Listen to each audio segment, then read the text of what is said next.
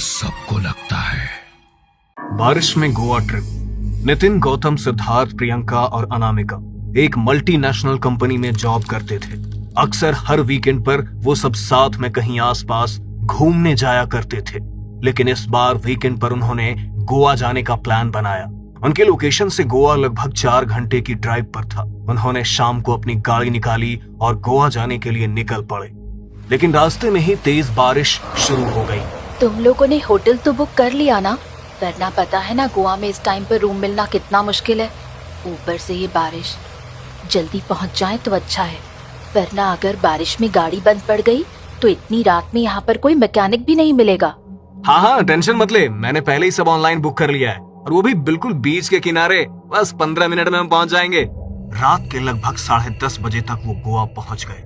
आसमान में तेज बिजली कड़क रही थी और जमीन पर गिरती बारिश की बूंदों की वो आवाज रात के सन्नाटे में बिल्कुल साफ सुनाई दे रही थी। उन्होंने होटल में चेक इन किया। वैसे मेरा मन तो अभी बारिश में भीगने का कर रहा है।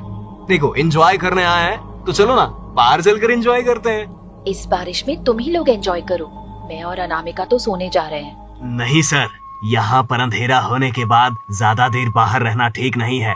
आप लोग अब कल सुबह होने के बाद ही होटल से बाहर जाना। क्या मतलब? रात को यहाँ कोई लुटेरे घूमते हैं क्या? नहीं, लेकिन आत्माएं ही जरूर भटकती हैं। रात को कोई भी इस बीच पर नहीं आता। आप भी मत जाना। एक बार जो रात को बाहर चला जाता है वो फिर कभी वापस नहीं आता। व्हाट? अच्छा ठीक है, चलो अपने रूम्स में चलते हैं। इन लोगों को तो हर किसी को ये आत्माओं की कहानी सुनानी होती है। कहानी नहीं है साहब, सच बता रहा हूँ। अपनी जान की सलामती चाहते हो तो रात को यहाँ से बाहर मत निकलना, वरना जो होगा उसके जिम्मेदार आप खुद ही होंगे। उन लोगों को रिसेप्शनिस्ट की बातें कुछ अजीब लगी, इसलिए वो अपने रूम्स में आ गए। प्रियंका और अनामिका ने अपना अलग अलग रूम बुक किया था और तीनों लड़के अलग रूम में सोए हुए थे। बिजली अब जोर जोर से कड़कड़ाने लगी थी। तेज बारिश और बिजली की आवाज से गौतम की नींद टूट गई।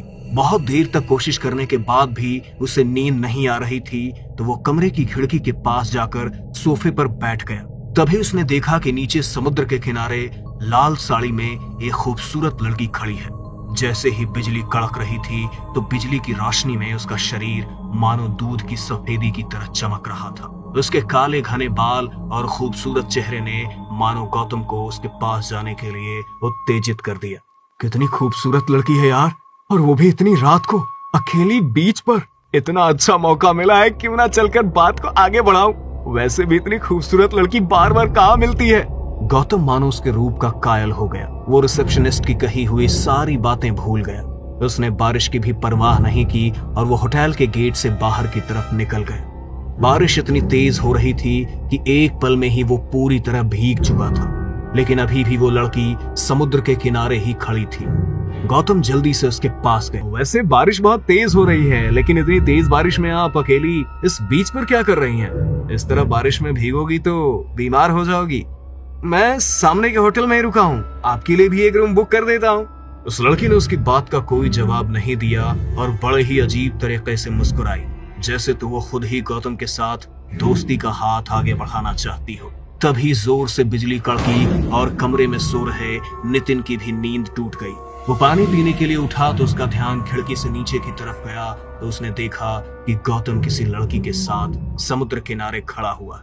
वाह भाई गौतम, मजे तो तेरे ही हैं, सब फायदे अकेले अकेले लेना चाहता है। नितिन अजीब तरीके से मुस्कुराया और वो भी नीचे की तरफ चला गया। तभी उसने देखा कि गौतम उस लड़की के साथ उसके पीछे पीछे जा रहा है। अच्छा, लगता है बात कुछ ज्यादा ही आगे बढ़ गई है, मगर कोई बात नहीं। बात अगर तेरी आगे बढ़ी है तो मैं भी आगे बढ़ाऊंगा, तुझे अकेले तो जाने नहीं दूंगा बेटा। नितिन छिपते छिपते उनके पीछे चल रहा था। वो लड़की गौतम को एक झोपड़ी की तरफ लेकर गई। वहां एक बिस्तर लगा हुआ था और खाना बनाने का थोड़ा बहुत सामान था। नितिन झोपड़ी की खिड़की से अंदर की तरफ झांक कर देख रहा था। उस लड़की ने किचन की दराज से दारू की एक बोतल निकाली और 2 ड्रिंक बनाए। उसने एक ग्लास गौतम को दिया और दूसरे ग्लास को अपने होठों से लगाकर गट गट करके एक ही घूंट में ग्लास को खाली कर दिया। उसकी मदहोश आंखें अब गौतम को ही देख रही थी। गौतम ने भी जल्दी से घूंट घूंट करके ग्लास को खाली कर दिया। वो लड़की की ओर बढ़ा, लेकिन जैसे ही उसने उसे छुआ तो अचानक उसका भीगा हुआ कोमल शरीर मानो जैसे गलने लगा और उसके पूरे शरीर पर कटे हुए निशान बन गए। गौतम ने जैसे ही उसके चेहरे की तरफ देखा वो पूरी तरह बदल चुका था। उसका जो चेहरा थोड़ी देर पहले खूबसूरत चांद की तरह दिखाई दे रहा था अब किसी भयानक डायन के जैसा दिखाई दे रहा था। ये देखकर गौतम के होश उड़ गए। वो उसे धक्का देकर वहां से भागने लगा, लेकिन तभी उसने पीछे से गौतम पर हमला कर दिया और अपने पैने नाखून उसके शरीर में गाड़ दिए। गौतम कुछ देर तक बुरी तरह चिल्लाया। उसकी चीखों की आवाज और अंदर का नजारा देखकर बाहर खिड़की के पास खड़े नितिन की तो मानो सांसें अटक गई। वो इस हद तक डर गया कि उसके कदम वहीं जम गए। लेकिन तभी उस डायन ने गौतम के मांस को नोच डाला और उसे किसी जानवर की तरह चबा चबा कर खाने लगी। नितिन में थोड़ी हिम्मत आई और वो अपनी जान बचाने के लिए वहां से भागकर होटल की तरफ जाने लगा। तभी उसे भागते भागते पीछे से एक आवाज सुनाई दी। अरे सुनिए तो, मैं यहाँ पर रास्ता भटक गई हूँ। क्या आप मुझे मेरी मंजिल तक पहुँचने में मेरी मदद कर सकते हैं? नितिन पहले ही डरा हुआ था, लेकिन उसे लगा कि सच में किसी को उसकी मदद की जरूरत है, इसलिए वो रुका और पीछे मुड़ा। लेकिन जैसे ही उसने पीछे मुड़कर देखा तो उसके पैरों तले से जमीन खिसक गई, क्योंकि उसके सामने वही भयानक चेहरे वाली डायन खड़ी हुई थी, जिसके मुंह से अभी भी गौतम का ताजा खून टपक रहा था। देखो, मैंने कुछ नहीं किया, प्लीज मुझे जाने दो, मैं मरना नहीं चाहता। मरना तो कोई भी नहीं चाहता, लेकिन अब तुमने अपनी मौत को खुद बुलाया है तो तुम्हें मरना तो पड़ेगा ना। नहीं नहीं। नितिन हिम्मत करके वहां से फुल स्पीड में भागा। थोड़ी देर बाद उसने पीछे मुड़कर देखा तो पीछे कोई भी नहीं था। भागते भागते वो होटल के गेट तक पहुंचा। होटल के गेट को पकड़कर वो हाँफने लगा। तभी उसके कंधे पर किसी ने हाथ रखा। उसने जैसे ही पीछे मुड़कर देखा तो पीछे वही डायन भयानक तरह से मुस्कुराते हुए उसे देख रही थी। मैंने तुझे बचने का मौका दिया था, लेकिन तूने पीछे मुड़कर क्यों देखा? अब तो तुझे मुझसे कोई नहीं बचा सकता। नहीं नहीं, प्लीज नहीं। इससे पहले कि नितिन और कुछ बोल पाता, उसे घसीटते हुए समुद्र की तरफ लेकर गई और गौतम की तरह ही नितिन के शरीर के मांस को भी नोच नोच कर फाड़ डाला और ठीक उसी तरह उसके शरीर के टुकड़ों को भी चबा चबा कर खाने लगी और उसके शरीर को घसीटती हुई एक अजीब सी हंसी के साथ वहां से भाग गई। अगली सुबह जब सबकी आंख खुली तो उन्होंने देखा कि अभी भी कल की तरह ही तेज बारिश आई हुई है और समुद्र किनारे लोगों की भीड़ लगी हुई है। अरे, यहाँ पर लोगों की इतनी भीड़ क्यों इकट्ठा हुई है? और नितिन और गौतम कहाँ हैं? पता नहीं, मुझे तो सुबह से दोनों दिखाई नहीं दिए। लगता है नीचे ही गए होंगे। चलो हम भी चलते हैं। वो लोग जैसे ही बाहर भीड़ की तरफ गए तो वहां का नजारा देखकर उनकी रूह कांप गई। वहां गौतम और नितिन का मृत शरीर पड़ा हुआ था, जिनके मांस को इतनी बुरी तरह से नोचा गया था कि उनके शरीर के भीतर की हड्डियां तक भी साफ दिखाई दे रही थी और अनगिनत कीड़े उनके शरीर पर मंडरा रहे थे। ओह माय गॉड, ये तो नितिन और गौतम है, लेकिन इनके साथ ऐसा किसने किया? इतनी बुरी तरह से किसने मार डाला इन्हें?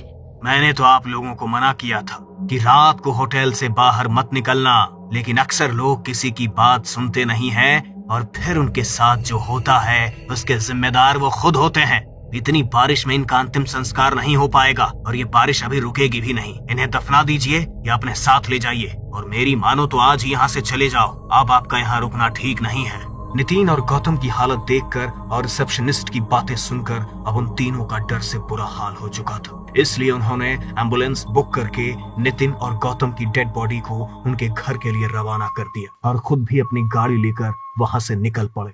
बारिश की वजह से रास्ता बहुत खराब हो चुका था, लेकिन फिर भी उन्हें आज के आज ही अपने घर पहुंचना था। वो अभी गोवा से थोड़ी दूर निकले ही थे कि बाहर बारिश में भीगती एक खूबसूरत लड़की ने सिद्धार्थ को गाड़ी रोकने का इशारा किया और उसकी खूबसूरती देखकर सिद्धार्थ की आंखों में चमक आ गई। उसने गाड़ी को रोका और शीशा नीचे किया। मैं यहाँ पर रास्ता भटक गई हूँ। क्या आप मुझे मेरी मंजिल तक पहुँचने में मेरी मदद कर सकते हैं? लेकिन आपको जाना कहाँ है? A1 शांति रिजॉर्ट्स। उस लड़की ने जैसे ही ये बात बोली तो सिद्धार्थ के पसीने छूट गए। वो उसे देखकर भयानक तरह से मुस्कुराई और देखते ही देखते उसका चेहरा बिल्कुल भयानक हो गया। उसे देखकर प्रियंका और अनामिका के भी होश उड़ चुके थे। सिद्धार्थ जल्दी से गाड़ी का शीशा चढ़ाने लगा, लेकिन उससे पहले ही उसने सिद्धार्थ के बालों को पकड़कर झटके से उसे खींचा और गाड़ी का शीशा तोड़ते हुए उसे बाहर घसीटती हुई ले गई। उसका पूरा चेहरा खून से लथपथ हो चुका था।